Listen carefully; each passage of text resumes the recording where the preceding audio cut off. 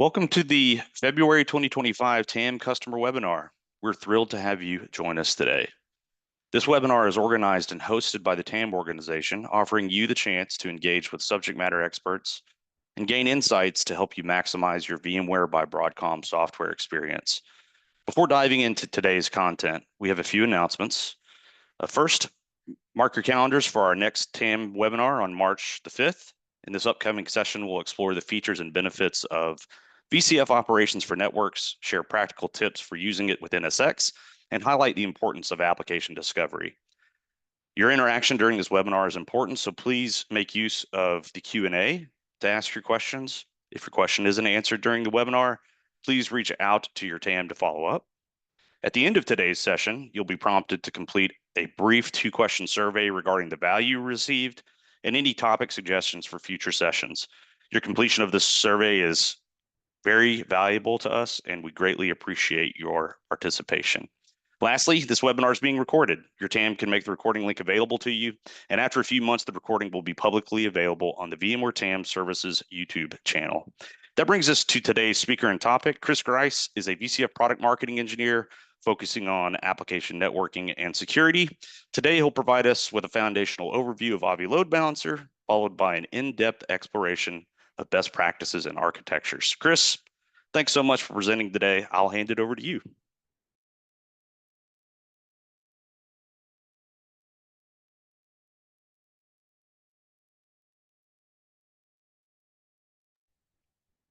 Hey, Chris, I think you're on mute, maybe. I don't know if my audio went out. I am. Sorry about that. All good. Thank you for pointing that out. Hello, everyone. My name is Chris Grice. I'm a product manager with Avi. I've been with Avi for around sort of 5 years. I focus mainly on containers, Kubernetes, OpenShift, and things like that.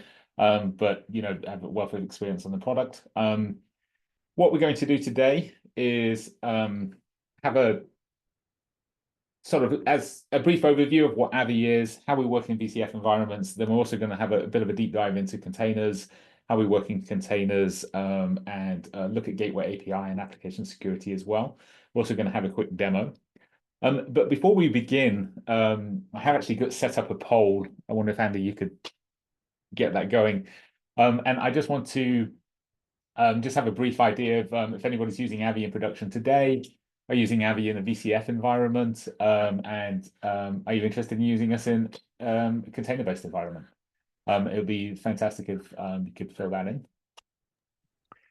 Yeah, I've got 20 people so far, 25 people. They're doing a great job. I appreciate it, folks. Yeah, thank you. Thank you. It's great feedback. Yep, Chris, are you able to see the results? I'm not. I just have a I think it's because I'm sharing my screen. I can't see any of the poll. Okay. Yeah. What I'll do is I'll continue, and yeah, if you could share with me them at the end or something like that, that would be great. Okay, awesome. You don't want to go over the results now? Just at the end? Yeah, I'll do it at the end if that's okay. Okay, awesome. Yeah, perfect. Actually, you know what? Let's have a look at them now. Apologies. Just an idea. Sure. Let's see. I'm not sure we'll be able to present it here. We still have some people filling it out too, but are you using Avi Load Balancer in production today? It's about 50%, or sorry, 56% yes, and 44% no. So that's pretty even there. Yeah. Are you using it in a VCF environment? Yes, about 30%. No, about 70%. Okay. Let's see. Would you be interested in using Avi in a container-based environment? 74% yes, 26% no. Well, let's see if we can convince those no's. All right, here we go. Here we go. Oh, thank you very much, everybody, for filling in the poll. Appreciate it. Oh, no, I've got the results. Yes. Perfect. Cool. Okay. So as we begin, wanted to sort of give everybody a heads up about where we are as a product as a whole. Avi started off as a startup back in sort of the mid 2010s. We were purchased by VMware in around 2019. Now, where do we live in the new Broadcom world? Today, we live as part of the ANS division, so Application Networking Security. It's basically us and vDefend. vDefend is the multi-layer defense for applications. Think distributed firewall, that type of thing, and then we're the load balancer of that object. So between us, we kind of add on to VCF and add in a lot of value there. But that's where sort of Avi as a whole sits. We sit as an add-on on top of VCF, but we provide security and we provide application delivery for VCF workloads.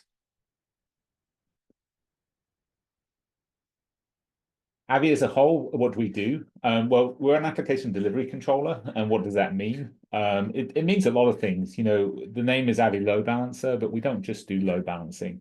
Load balancing is, for example, just proxy, reverse proxying to at layer 4, perhaps. We do layer 4, layer 7 load balancing. We do global load balancing. We provide comprehensive application security. We have fantastic application visibility, and we'll get into why that is as we go through the presentation. And we're also ingress load balancer for Kubernetes, and there's a lot of pieces, and it all ties into sort of our architectures we'll get into that make us a great ingress controller, make us a great use case for load balancing Kubernetes workloads. The thing to remember about load balancing and application delivery is every application, no matter where it's running, really should have a load balancer in front of it. Any application running in production should have a load balancer, first and foremost for HA reasons, for performance reasons. So you should have a load balancer, and so obviously we believe we're the best load balancer for all of those environments.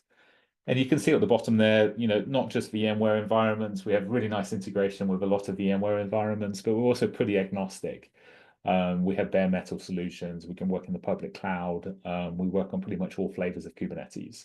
So we've got great integrations of VMware, as we'll kind of see as we run through this, but don't forget us in other environments as well.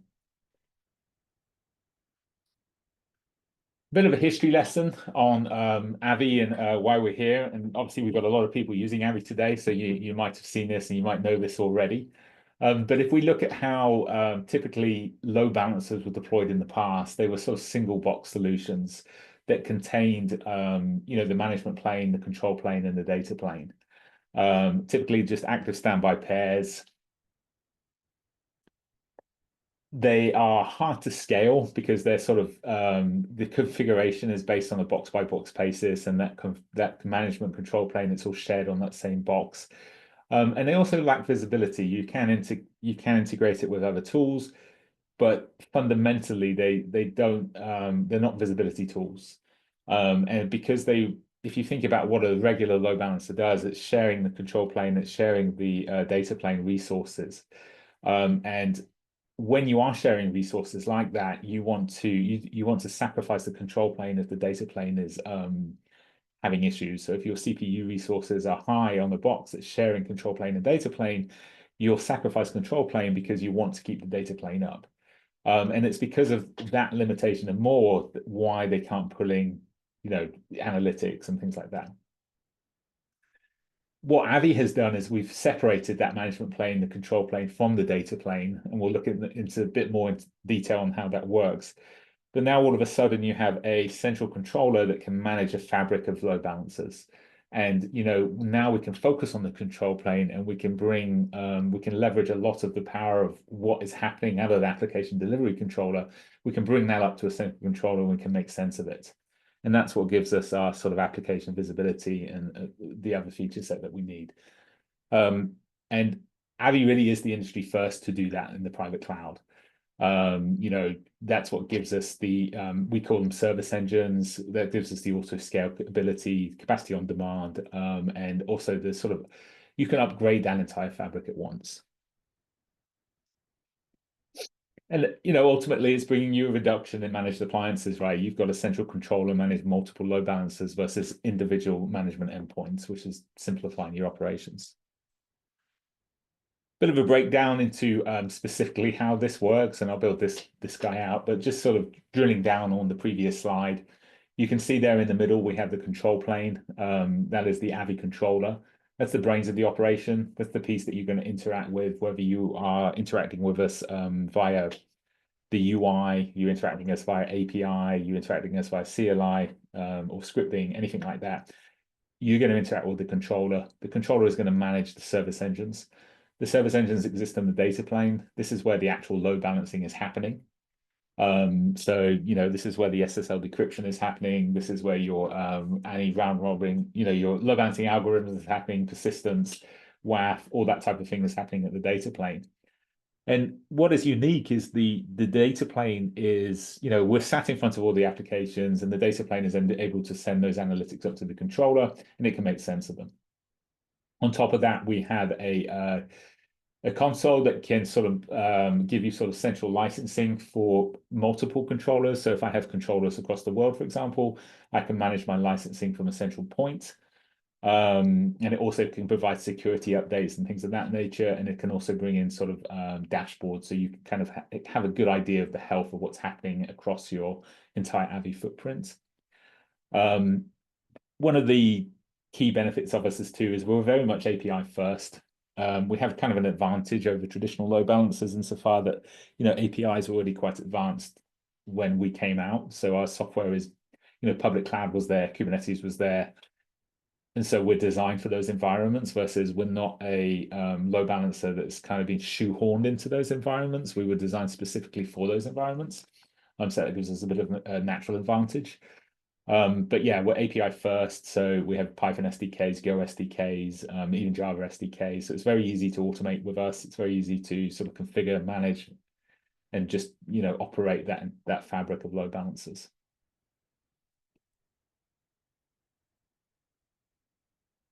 So I talked a little bit about analytics already, and I'm actually going to show a demo of this, but it just kind of gives you the idea of what's happening as a whole across your fabric of applications. So we give every application a health score that's broken down from sort of 4 key points: performance, resource penalty, anomaly penalties, and security penalties. So we're looking at the performance of the virtual service. We're looking at the hardware. We're looking at, obviously we're running as VMs. We could be running as VMs, we could be running bare metal. We're actually quite agnostic with software based, so we can run pretty much anywhere.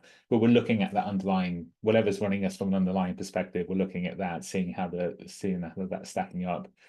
We have some machine learning as well, so we can tell if your application is behaving abnormally. So for example, if application response time is higher over a particular period than it is usually, we can mark that as an anomaly, and we can alert off that and event off it. And then on a security perspective as well, think of SSL ciphers, using old ciphers, TLS versioning, things like that. We can mark you down.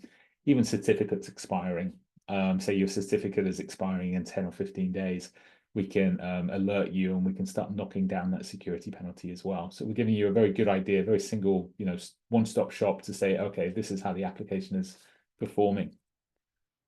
On top of that, you can drill in to each application, and we'll give you sort of an analytics screen.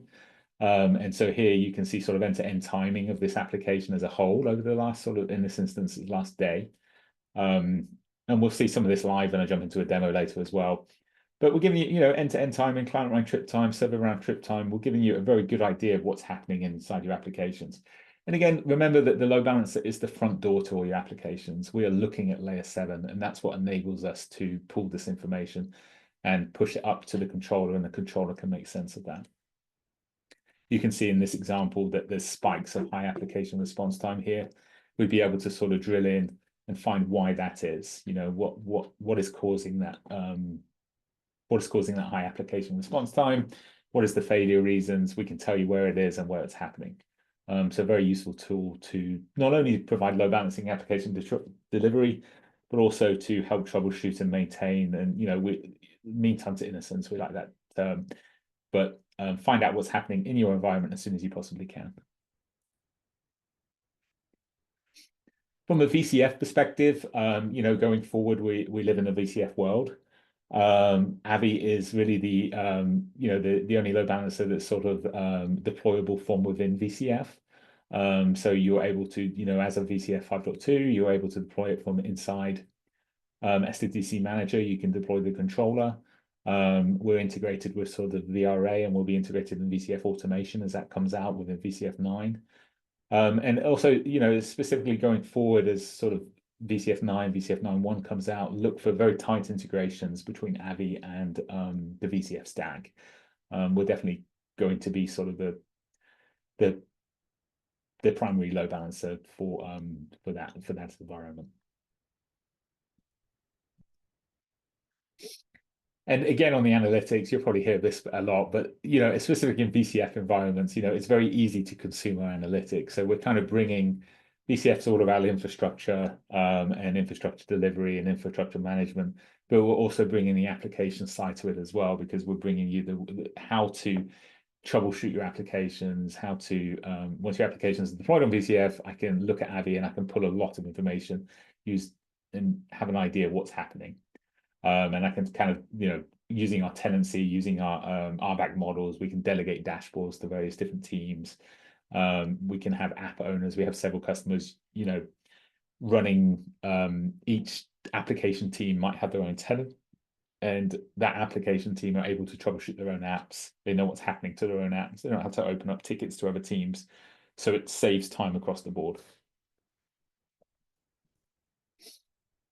I will pause there just to see if there's any questions so far. Yep. We have a few in here. Sure. One is a licensing question about Avi being a part of VCF licensing, or if it's an add-on. Yeah, so it's an add-on, and it should continue to be that way going forward. Okay. The question about whether or not the console will remain in the cloud, or will it move on-prem like the rest of the ARIA suite? Yeah, this is a great question, Brian. Today it is a SaaS service in the cloud, but we are looking at options to bring it on-prem as well. So kind of look for that in the future. Okay, two more here. Will VCF 9 lifecycle include Avi as well? That might be a future topic that we'll have to discuss later. Now that I'm thinking about it, yeah. It's a very good question. Let's talk about that later, yeah. Okay, and yeah, so it's an additional license. That last question was actually an answer. Cool. So I think that covers everything. Thanks, Chris. Perfect. Thank you. Thanks for the questions. Okay, so that's really kind of an overview of Avi, how we got to where we are, how we work with VCF, and general overview. What I want to focus on now is sort of our integration with containers, how we integrate with Kubernetes, how we integrate with OpenShift, and even Cloud Foundry and things of that nature as well. So yeah, let's get on with that.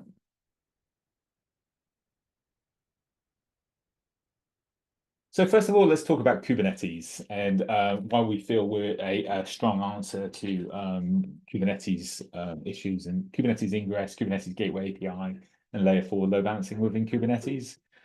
I'll build this slide out, but one of the things that we see, and this is kind of a typical Kubernetes environment that we've seen often over the last sort of couple of years.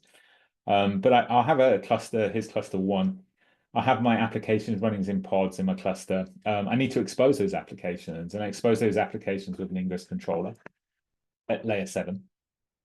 What I then want to do is that ingress controller will no doubt need a layer 4 load balancer in front of it, because it may be running as a daemon set on the the node, or it's running as pods on the node. So I need a layer 4 load balancer in front of that. Then if I want to secure those applications, I may need a WAF. I definitely need DNS. I need an IPAM provider.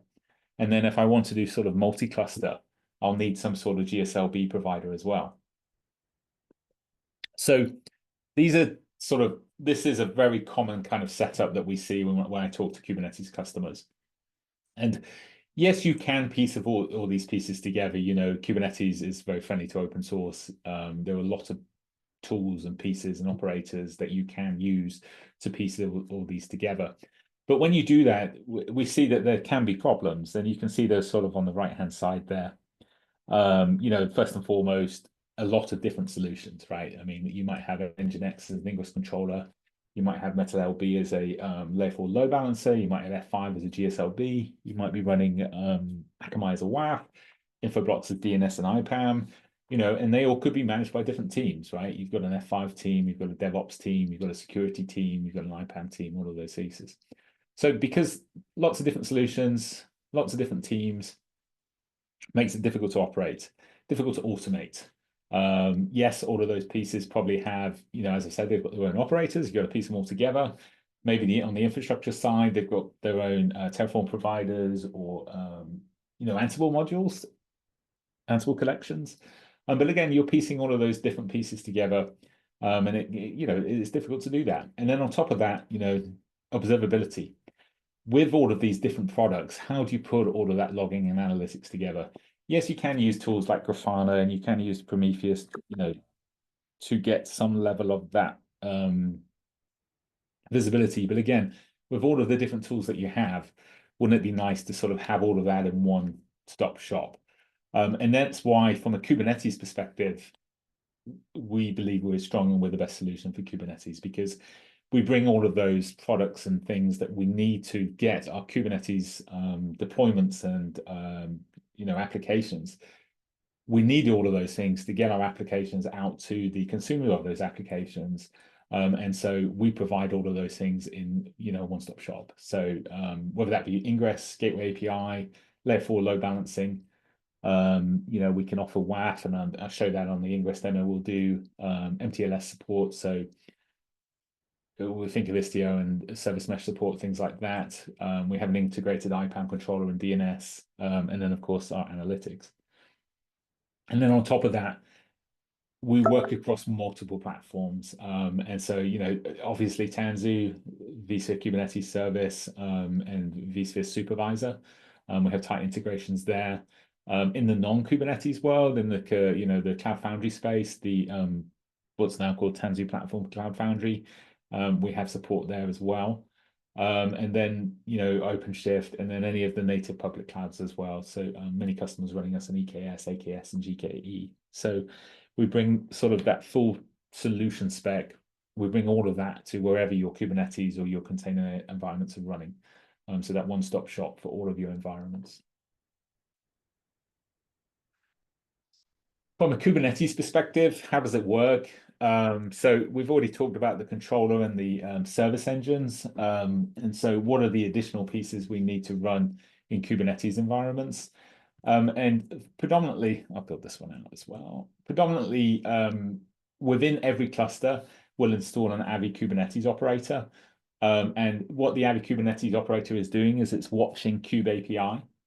When a developer or somebody on the platform creates an ingress, creates a gateway API, creates an HTTP route, creates a service type load balancer, whatever they do, Kube API knows about that. And because AKO is watching Kube API, it knows about it. And what AKO will then do is it will convert that Kubernetes API call into an Avi call. And it'll tell the controller, hey, we've built this ingress, we've built this HTTP routes, we need to build an object on the service engines. So then AKO will tell the controller what to do, and the controller tells the service engines what to do. And then the data path into the cluster comes through the service engines directly to the pods. There's a couple of different architectures on how service engines can be deployed and a couple of different models, but ultimately that's what happens. And then on top of that, we'll have AMKO. And AMKO, what that's doing is called Avi Multi-Cluster Kubernetes Operator. We're very imaginative with our names. What that does is it basically brings the power of GSLB to Kubernetes. It allows you to build global services for ingress, in the future gateway API or service type load balancers. And fundamentally what it's doing is it's building a sort of GTM, a GSLB virtual service object, and the pool member for that object is the ingress or the gateway API object inside the cluster. So what it's doing is it's allowing you to sort of at a global level say, hey, if I wanted to do active standby routing, for example, between two clusters at two different sites, or even canary routing, things like traffic weighting, things of that nature, AMKO brings that on the cross-site level. So, it's quite powerful, a powerful tool to extend on top of Kubernetes. And one of the things I'll note here as well is from a service engine perspective, the service engines don't live inside the cluster. So we're not constrained by Kubernetes resources. we're constrained by the resources available to them on the ESX host or the bare metal server that they're running on. So from a performance and scalability perspective, we really can scale very well in Kubernetes-based environments. And one of the interesting things as well is that you could actually use this to load balance VMs as well. You can use sort of the you could set VMs to be endpoint slicers and services, and then use AKO to be the sort of orchestrator automator for VM-based load balancing as well, which is kind of interesting. And because we're sort of sat outside of the cluster, that's what gives us the ability to do that. Observability and analytics is always something that we talk about, and in Kubernetes is no different. Again, the ingress, load balancer, the ingress, the gateway API is sat right in front of all of your container-based applications. We're doing the SSL decrypt. We can pull all the analytics from them, and we'll see that in the demo in just a bit, how that works and how powerful those analytics can be. But yeah, don't forget, just because it's Kubernetes, you don't get that. You definitely do. I'm going to stop here for just one point. Just see if there's any questions on AKO that I can answer before we get into sort of CRDs and some. I'm looking through a few here. So integration with NSX was a question. Yeah, so we do integrate with the so we have an NSX cloud connector. So you can we can basically we have cloud connectors that really kind of ecosystem connectors. They can connect to infrastructure providers like vCenter, NSX, things like that. So yes, we do directly integrate with NSX, and so it'll plumb the networking for you, things of that nature. Okay.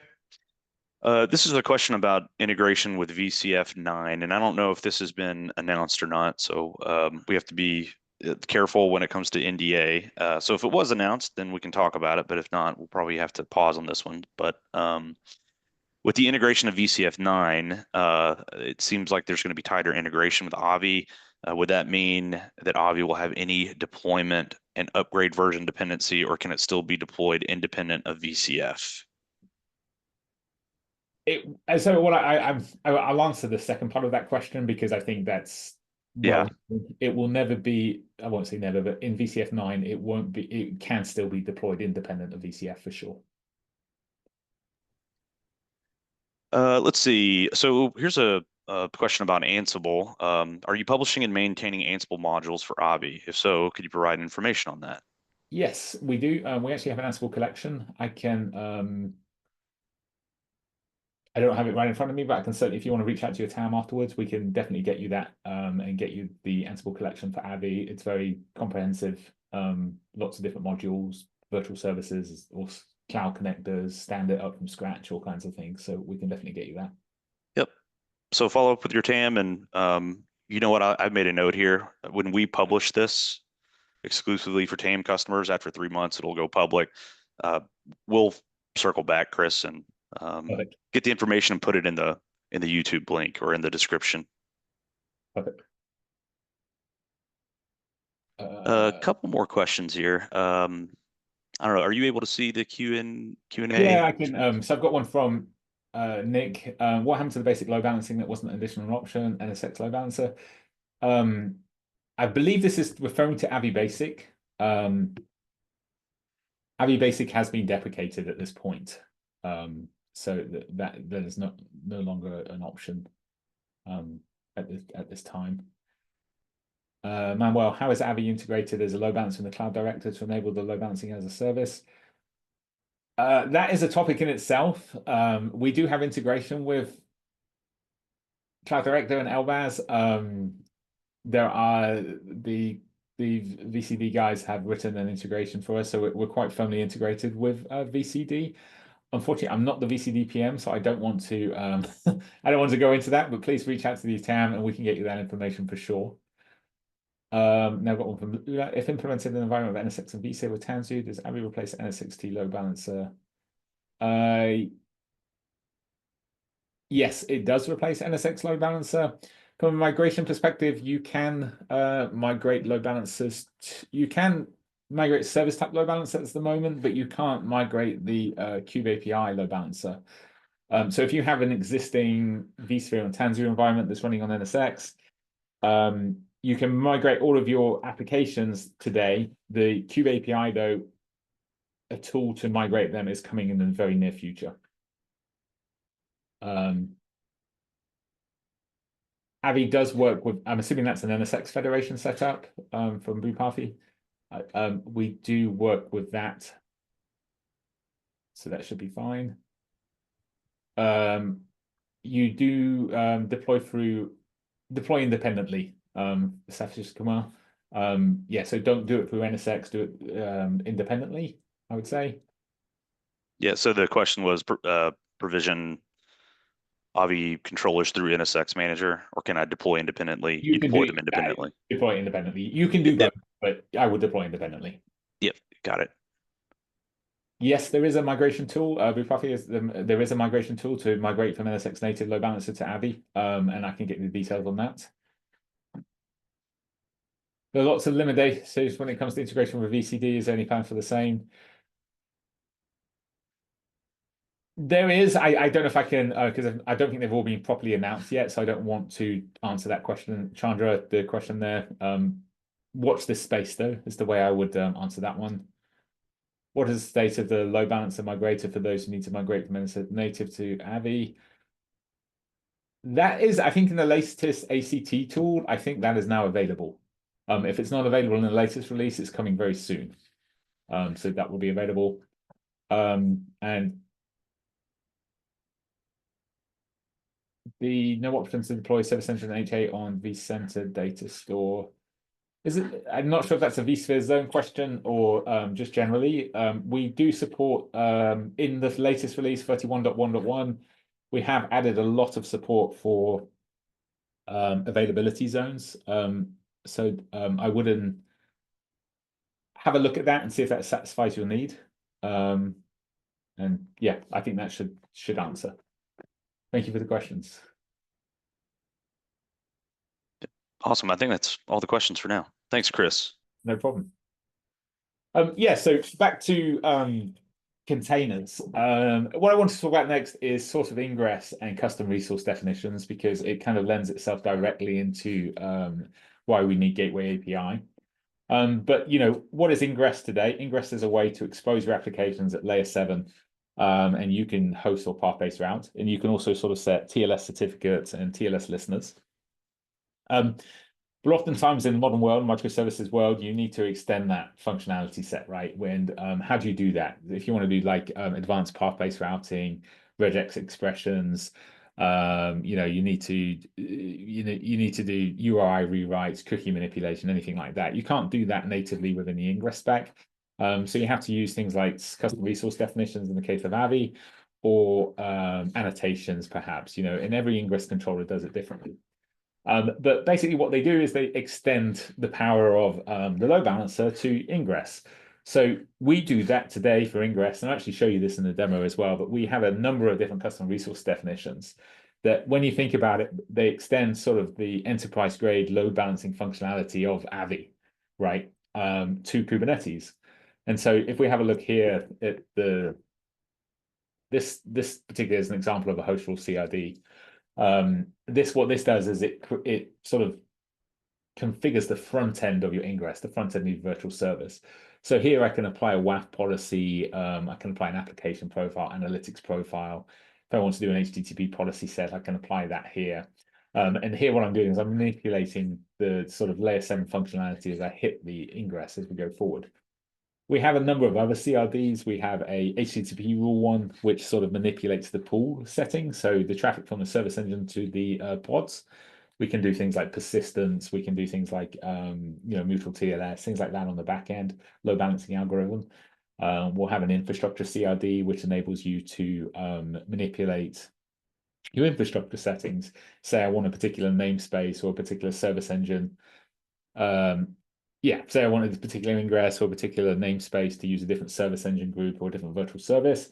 I can use my Avi infrastructure CRD to manipulate that as well. And then even on the GSLB layer as well with ANKO, we have a GSLB host rule. So at that kind of level, we're able to sort of sort out traffic on a per application and a per global application level as well. So fundamentally, what they're doing is they're customizing the kind of very limited API spec that Ingress came with out the box. So what that does is it brings us to Gateway API, which is, if we look at what Gateway API is really sort of fundamentally Ingress load balancer version 2 for Kubernetes. What has happened is the Kubernetes community as a whole have come together and realized that the ways that we expose applications in Kubernetes today with Ingress or service type load balancer or node port, some people even use, is not the best way of doing it. They're not very extensible. You have to use annotations, CRDs to extend them. And then from a role-based access perspective as well, they're quite limited. For example, if you're a developer and you're defining an ingress, what you're doing from a platform operator is you're giving the developer really the power to control everything that's coming into that cluster. Because from an ingress perspective, what can I do? I can set my host name, I can set a subdomain, a fully qualified domain name, I can set the listening port, and I can set the TLS secret.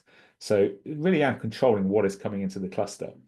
And so one of the things about Gateway API that's very useful is that they've broken up that kind of pattern into a few different steps. And I'll get into what those steps are on the next slide. But fundamentally, what that is that we have now a gateway class, we have a gateway, and then we have an HTTP route. And so the gateway can be managed by the platform operator, and the application developer can attach to that gateway and just manage their particular application's routes. So it's kind of giving us the best of both worlds. It's allowing us to, route traffic to our clusters in a very extensible way. We can do all of the clever things that we want to do in a microservices environment, but at the same time, we're able to secure that environment as well using Kubernetes-based RBAC rules. So very useful tool. I don't think Ingress is going to go away anytime soon, but certainly Gateway API, HTTP route is, KubeCon and places like that. There's very many sessions about this, and so this is the future for Ingress load balancing into Kubernetes for sure.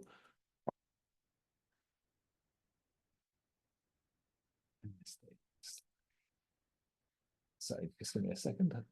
So this slide here, I just built this out. This is basically sort of illustrating the differences between Ingress and Gateway. So what actually happens is I have a gateway listener. So you'll have a gateway class. If you're familiar with Ingress class, it's very similar to what an Ingress class does. It sets a specific set of gateways to one controller, to a certain set of configuration. So in our case, AKO being the Avi's Kubernetes operator would own the gateway class, and then we'll build gateways off that gateway class. And what the gateway does is it's ultimately the listener. So the gateway, you can define ports, you can define 443 and 80, and then you can also define a valid subdomain. So it could be subdomain could be star.apps.broadcom.com, for example, or it could be a total wildcard subdomain. But it allows the platform operator to control what is coming into the traffic, into the cluster. And then what the developer can do in my example below, say the gateway is app.broadcom.com, he or she would attach their route to their pods, to their service, to their application.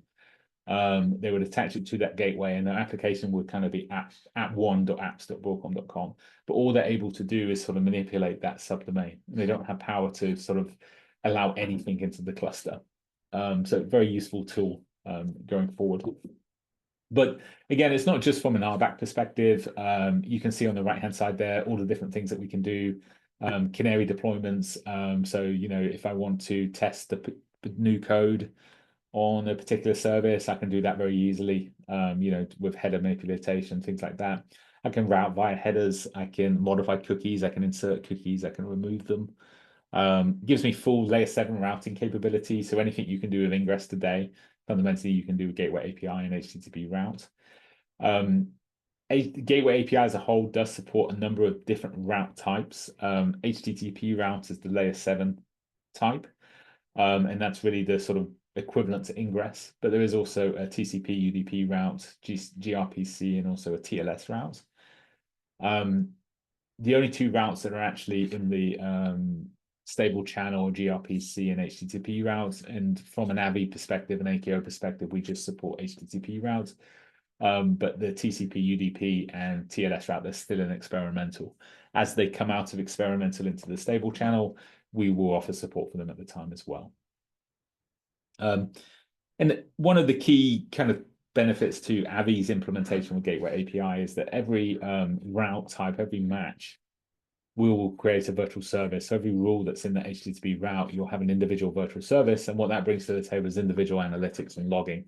That we bring that on a per route basis. Natively, you'll get it out the box. So it's very easy to see what's happening to the application, the traffic patterns, and all that type of thing. It's very easy to see that. And again, tie that into sort of the RBAC available to you in Kubernetes and also on the Avi controller. You can give development teams access to see their HTTP routes and their own tenant on Avi, so they can troubleshoot their own infrastructure, they can troubleshoot their own applications without having to engage other teams. So another sort of high-level comparison about what the difference is. You can see in the blue there, you know, what ingress does, and then on the purple there, all the pieces that Gateway API does. And it's just much more extensive, and easier to use and consume for sort of advanced microservice routing. I'll pause there for just see if there's any more questions quickly. There's a few. Yeah, there are a couple here. One is about preventing, attacks on a public URL that's used for VDI. I don't know if you can see that first one, but is there a way to prevent that using Avi load balancers? Yes. So number one, and my colleague Gareth is on the line too. I think he's answering some of those questions. Yeah, I mean, we certainly have a WAF available to you. We can do IP reputation databasing. We also have some level of DOS. I wouldn't say it's proper distributed denial of service attacks, but we do have some level of DDoS as well. So we can protect you in several different ways from that perspective. From an application security perspective, things like Log4j, it's very easy for us to protect against that because we can, the WAF is a good place to protect there. We can, when Log4j happened, we had a CRS rule that was able to be updated to the controller the very next morning. And the great thing about WAF is that you can protect all your applications from a central point versus patching all the individual servers. So it's a good way to protect there for sure. If I have time, I'll get into some application security pieces as well towards the end of the presentation. Yep, great. And I think that we may have addressed this earlier about, migration for those that need to go from NSX native to Avi, but that's been answered in the Q&A here. So yes. I don't know if you want to repeat that answer just for the audio, but I think we addressed that earlier, right? Yeah, I think we did. You can migrate from NSX, I have to answer that. Yes, we can do that today. These are actually a TAM, and we can get you going on that. Great. Thanks, Chris. Yeah, this one here, the certificate, is this like a training certificate or is it a? Yeah, I think so. I answered that. So for certification perfect. specific to Avi, maybe we could address it here on the audio if you want. There is an Avi certificate available. And we can get you, if you ask your town, we can certainly get you how to get that, and you can take the quiz and get certified for sure.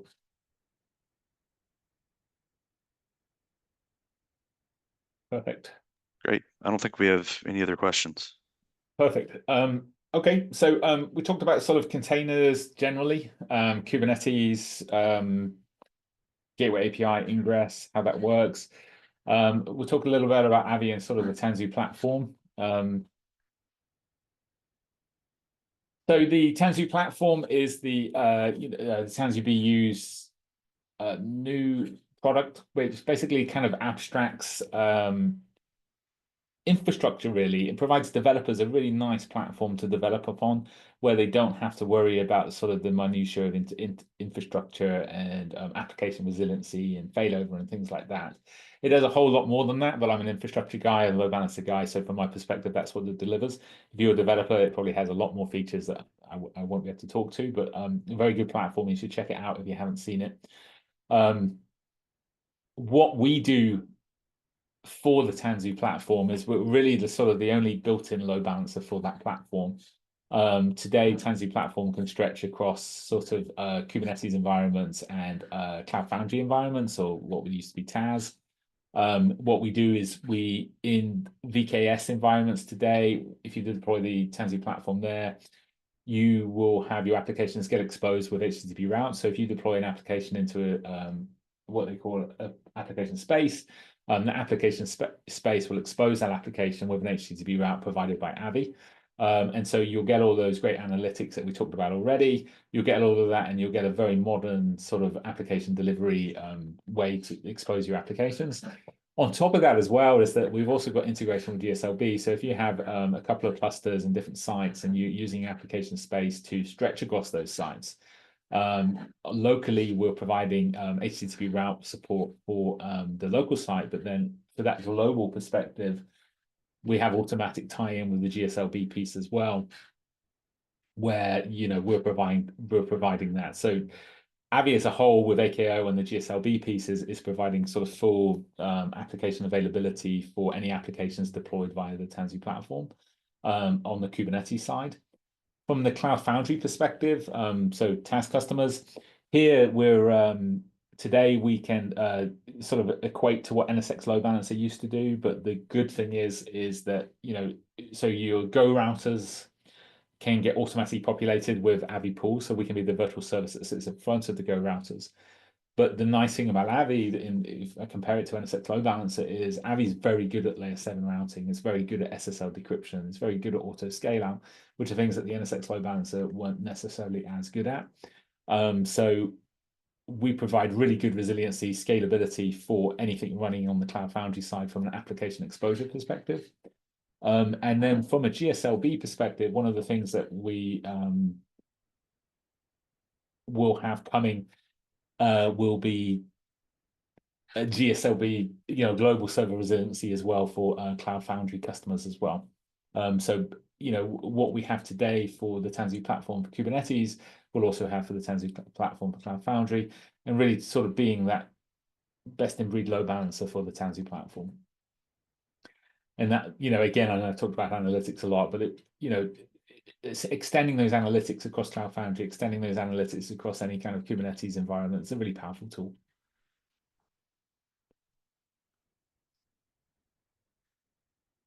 So moving to, so talk about Tanzu platform, I'm going to talk about, we've already talked somewhat about VCF, but I want to talk about sort of vSphere Supervisor. So this product has changed names a few times recently.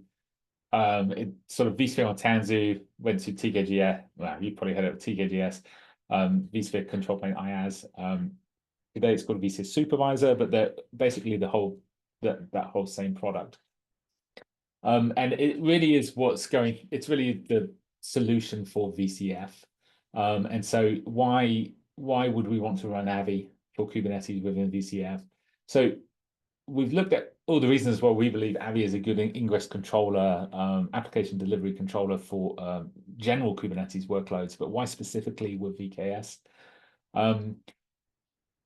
It's, with 5.2 VCF, very easy to deploy the controller, right? It's one button clicks, you can deploy the controllers, the controller's ready for you. When you completed your workload management setup, AKO is automatically rolled down into Supervisor. It provides layer 4 load balancing for your VKS clusters. It's the only load balancer that can really provide layer 4 and layer 7 functionality for Supervisor today in one-stop shop. So we're providing that. It's easy to deploy. AKO is easy to automated, and we're doing layer 4 and layer 7. Additionally, the native, the CNI that's used on Treo is using VKS clusters, and NCP is used within the Supervisor. We have default integration with those. Those CNIs are built by VMware, built by Broadcom, so we have the best integration with them. And then on top of that, we kind of had a few security questions already, but we can easily add the WAF, DDoS, bot protection, and all of the pretty comprehensive security suite that we offer as an application delivery controller. Very easily, it's easy to add those to your sort of Kubernetes environments that are running on vSphere Supervisor. Very quick idea about what that looks like and how is Avi deployed in sort of supervisor environments. In the diagram here, you can sort of see this is a NSX environment, but in VDS environments as well, it's similar. But ultimately, what you're doing is you're stamping out namespaces. The supervisor goes into a namespace. For supervisor, you need layer 4 load balancing for API, and then if you're using VM service or you're using vSphere pods, you need layer 7 load balancing for that. Avi will do that automatically. So once workload manager comes up, you've deployed your controller via VCF, you've deployed the cloud, you've deployed workload manager. The rest of it is pretty much automated. And then as you stamp out namespaces for your workloads or even VMs as we go forward, you'll get a T1 per namespace, and then your workload segment, your workload cluster will get a segment of that T1, and Avi will get a segment of that T1 too, and that's all automatically built for you, and it just stamps out at the more namespaces you do. One thing I'll note on this particular diagram, it looks like I have 6 service engines. These things here, these are actually all the same service engine, so you can have one service engine can straddle sort of up to 9 namespaces, so it's quite an efficient way to sort of leverage service engines as well. But yeah, we're very firmly integrated to the supervisor, the only embedded load balancer basically with supervisor. And regardless of the networking, whether it's VDS or NSXT, with very good solution for that.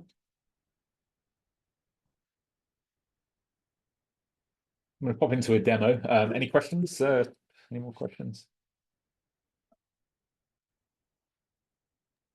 Yeah, there was just a follow-up to the Avi certification. If you could follow up with your TAM, we could provide that, and maybe we can try to find it by the end of the webinar.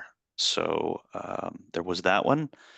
There was, how does Avi WAF handle 0-day attacks compared to advanced WAF solutions that use AI ML-based anomaly detection? Yeah, fantastic question, Naveen. Ultimately, we are going to update our, we have a learning engine. So we have a learning engine that can learn your application. So if it does see some anomalous traffic, it's going to know that and protect you against that. We have a positive security model, so we're only going to pump in things that we know is good. So that's we'll have a level of paranoia and things of that nature. And so if we feel that the same kind of way, AI machine, I'm not going to say it's AI because it's not AI, but we do definitely have machine learning in there that can help facilitate that. And then on top of that, we have the connection to the cloud console as well. So if and I'll say, Log4j is a great example. We can provide CRS rule sets almost immediately. As soon as we have protection for the attack, we can download that to your controller. The controller can put it on the service engine. So that's how we would handle those pieces. In a TKGM environment where Avi load balancer is used to layer 7 function and AKO is configured with shard size dedicated, we face the ingress of the ingress IPs. Damendra, I would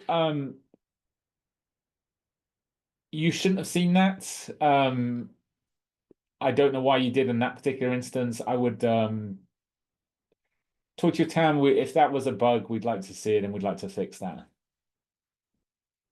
Because you shouldn't necessarily get that. Thank you. Great. I think that's all for now. Thanks, Chris. Perfect. Okay, so I'm going to pop into a quick demo. I just wanted to show sort of Avi and Kubernetes and give you guys, is this screen clear enough? I've got quite a wide screen, so just want to make sure if it's visible for everybody. We can see your browser on the left and a console on the right. Perfect. So actually, I had this already defined. I'm going to delete this. So it's actually a OpenShift environment, but it's the same for any kind of Kubernetes, but it's just very simple to see. So what I'm going to do is I'm just going to deploy a expose an application. Basically, we're going to see that come up on the Avi controller. We're going to protect it with a WAF. Then we're going to do a very simple cross-site script attack. And ultimately, you'll just see how easy it is to deploy applications via Kubernetes, via AKO, and then protect them. And then we can also have a little look at our analytics, etc. live. So that's the idea. So first of all, I'll apply the Zoom window.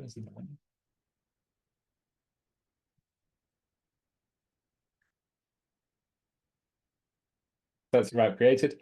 What I'm going to do now is we'll apply a host rule to that route. So we talked a little bit about host roles earlier, what they do, how they extend ingress.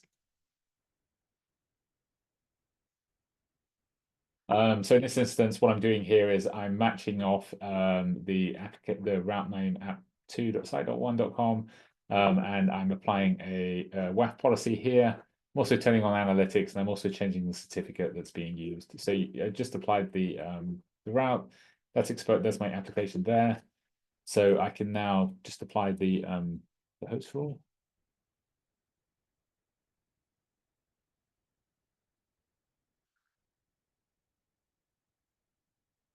Just refresh the screen. What you'll see immediately is that we put this circle and shield. This means that this application is now WAF protected.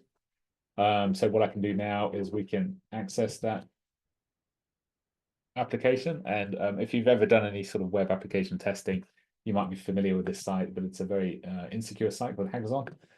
And what I can do is I can do a very sort of simple cross-site script. We'll put that in there and we'll search for it. And you can see that the WAF has blocked that transaction, right? Because it knows that I shouldn't be doing cross-site scripting. And it's blocked it. It's protected my application. Of course, this is a very simple example. But the idea here is to show how easy it is to, I have a Kubernetes application. I want to deploy it. I want to secure it. I've done it in sort of 2 or 3 seconds. And what it also does is it gives us a really good idea of how kind of our analytics and logging work. So a couple of different things here. We have a concept of non-significant and significant logs. Non-significant logs are literally every GET request, every PUT request, every head, everything that goes through the load balancer we can log. So every layer 7 transaction you can think of, we can log. And so we don't turn them on by default because obviously that can get quite chatty. But it just goes to show how much information we can grab. Significant logs are things that we garner as significant. So a great example of a significant log would be a rejected WAF attack. That's one example, but it could be 404s, it could be 500 errors, it could be anything like that. It can even be anomalies. I talked about that a little bit earlier. If traffic is, application response time or something like that is expanding and it's outside of the normal realm of what the application should be doing, this is a very good way to see that, and we'll mark that as a significant log. You can alert off these, you can event off these, they can send you emails, Slack messages, you name it. We can, we have a very good idea of what's happening on the network for the applications that we're in front of, and we can let you know about it very quickly as well. The other thing is as well, this is all customizable, right? So something that I think is significant, you guys might not think is significant. So we're also able to sort of customize the level of logging you get. We can stream it to additional, can stream it to Splunk. You can do really what you want with it. So it's a very powerful tool. We'll look at that WAF attack. And you can see, I'm going to actually expand this out so we can see properly. I get a lot of information on a per log basis. So if you think I have non-significant logs, I'm getting all of this for everything. But I can see my source, that's me on 104, the source port. I can see my destination port, that's the virtual service, and what port I was connecting on. In this instance, I've blocked it because it was a WAF, but we look at this one, for example, you'll see that this is my actual pod running inside Kubernetes. So very granular analytics to the pod level. Quite advanced. And then all the client information I could possibly need, operating system, SSL version, etc., etc. My service engine information, what am I doing? Why is the log significant? all that type of thing. And then on the request side, I've got really, and this is super useful from a Kubernetes perspective because we care about layer 7 routing a lot. Ingress is all about layer 7 routing. I can see all of the headers that I've added. Of course, I haven't set any headers to the server this time because it was a bad attack. But I can see all of the information that I'm receiving and all the information I'm sending. So a lot of really good information there. And then this guy was a WAF attack. So in particular, what I've seen is this is the attack. Why did I block it? I've hit the CRS rule set, which is check for cross-site script. And that's why I blocked it. And I've also shown how much latency I've added from a request perspective and a response perspective. So a lot of really good information. In a later versions, in the most current version, we have a very fancy sort of, I'll actually show a slide of that in a second, but a security focused dashboard that can really kind of correlate all of the different pieces of security information we're getting and condense that into a single view. So think of that as this dashboard here. These analytics are for your application consumer. We also have dashboarding for your security focused mindset people as well. So a bit of a choice there.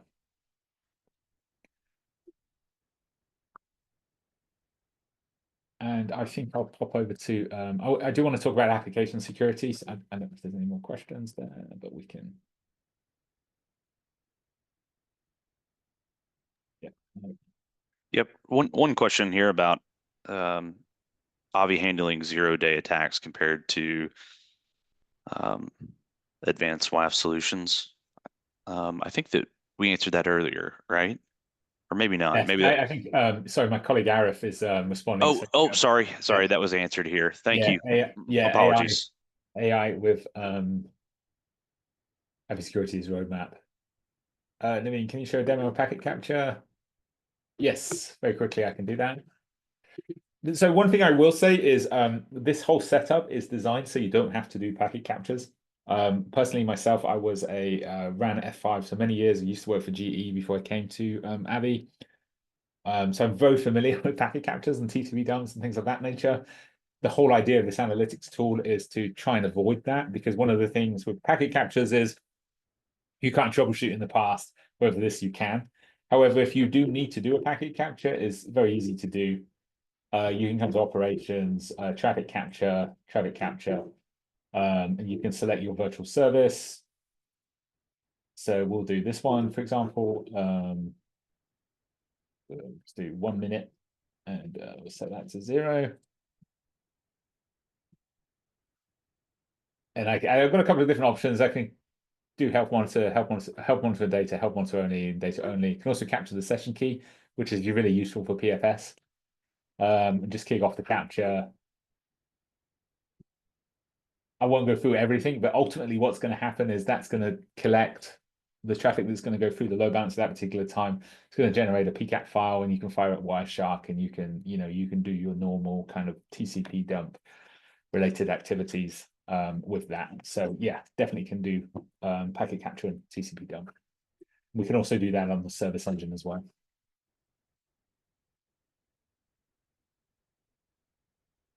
The PCAP file would be analyzed by Wireshark. That's typically what you would do, yes. From a WAF license perspective, that is not an additional license. Everything comes as the same. And that's a really good segue into application security. So let's talk about that very quickly. No, at the top of the hour.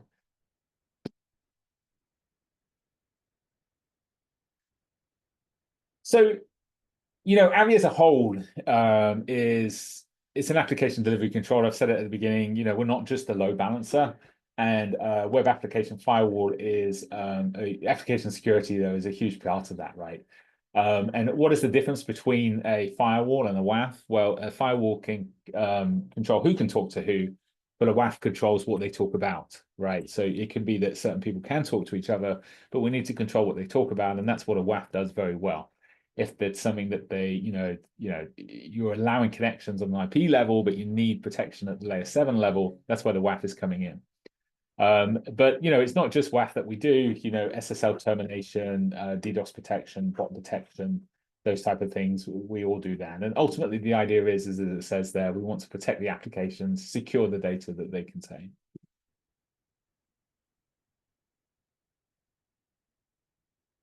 And, we're best at place to put this security right at the front door to your applications. Like we are the same reason that, we're perfectly placed for an analytics collection.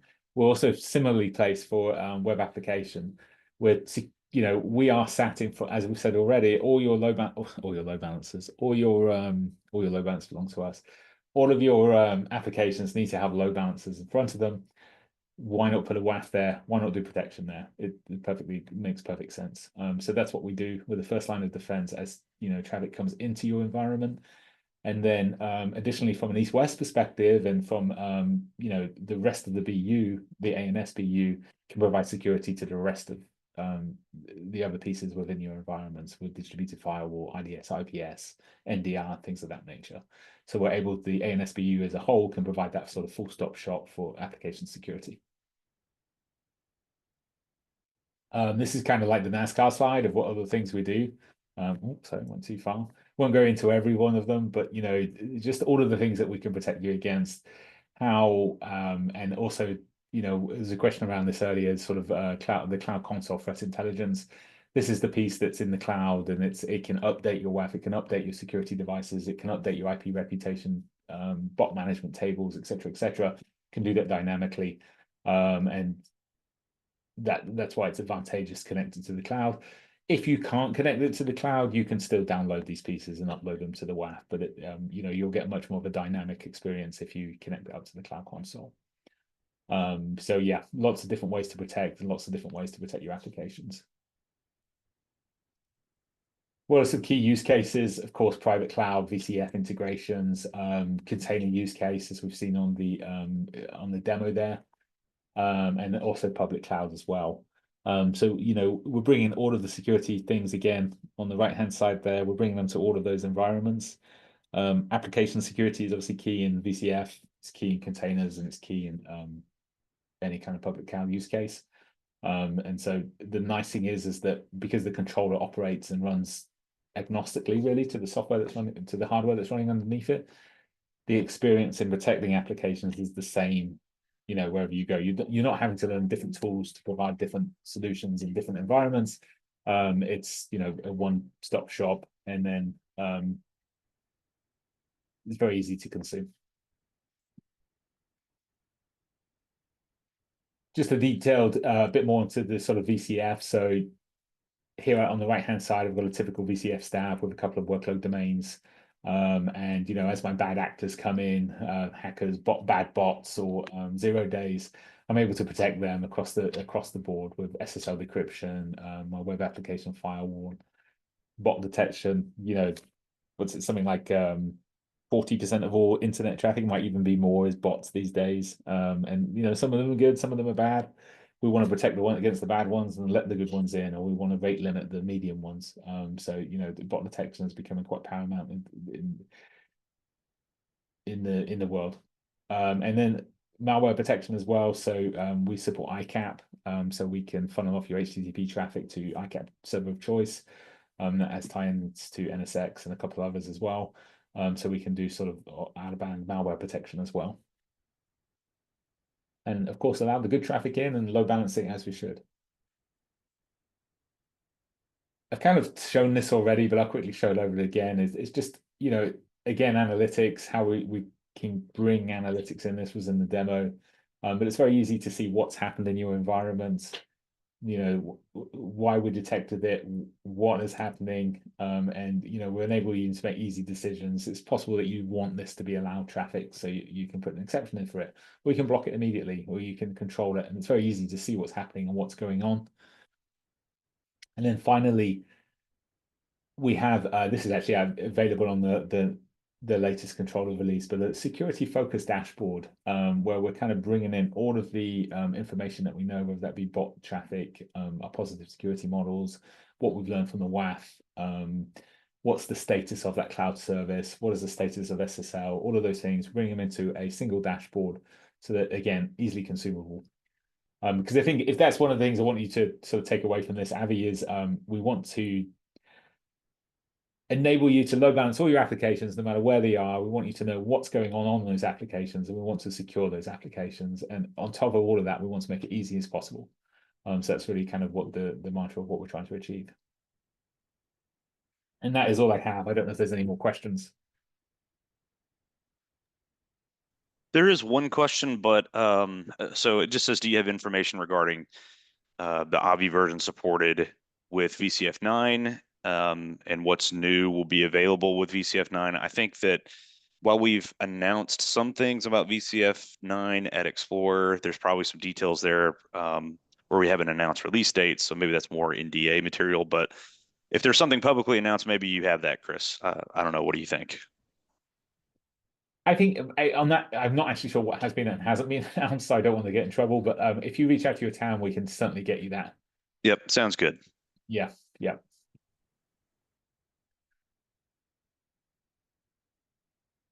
Great. No other questions. Great. Well, thank you very much for having me on. Okay, great. Chris, thank you again for going over this today. For those that already have Avi, I think we had some great questions that were answered. Really appreciate that.